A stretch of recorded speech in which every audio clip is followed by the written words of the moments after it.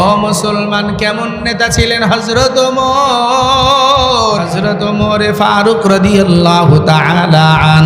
তিনার খেলাফতের জামানায় সিরিয়ার জমিন থেকে কাফেররা খবর পাঠাইল মুসলমানদের খলিফা যিনি, তাকে আমরা দুধের মাধ্যম দিয়ে দাওয়াত দিলাম, আমরা তাকে দেখতে চাই।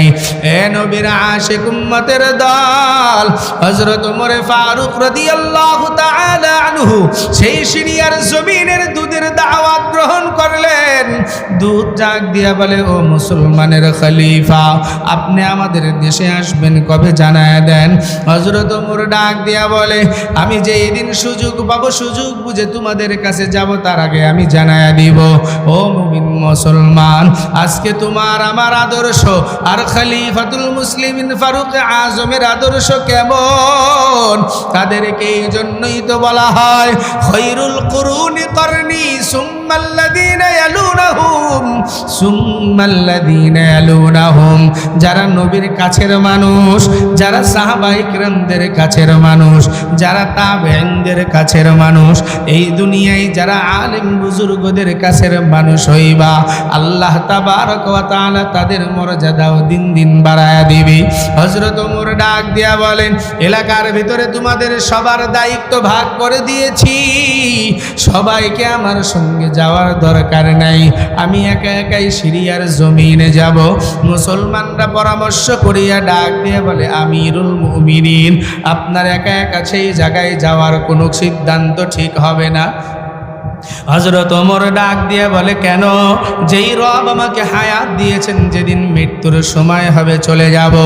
গোলাম ডাক দিয়ে বলে, ও খলিফাতুল মুসলিমিন, আপনি কাউকে সঙ্গে যদি না নেন, আমি আপনার সঙ্গে যেতে চাই। হযরত ওমর ডাক দিয়ে বলে, না না রে গোলাম, আমি তোমাকে সঙ্গে করে নিতে পারবো না। যদি তোমার খেদমতের কোনো ত্রুটি হয়ে যায়, তাহলে আমি আল্লাহর কাছে জবাব দিতে পারবো না। গোলাম নাসর বান্দা বলে, না, আমি আপনার সঙ্গে যাব। খলিফা ডাক দিয়া বললেন, সুন্দর হুষ্টপুষ্ট একটা ভালো দেখে উট নাও।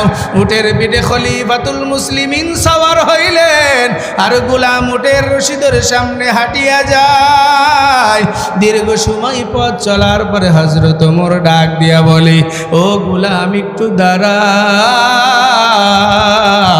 গোলাম ডাক দিয়া বলে, ও খলিফা, মরুভূমির ভিতরে দাঁড়ানোর কোনো দরকার নাই, সামনে কিছু গাছ দেখা যায়, খেজুর বাগানে গিয়া দাঁড়াবো।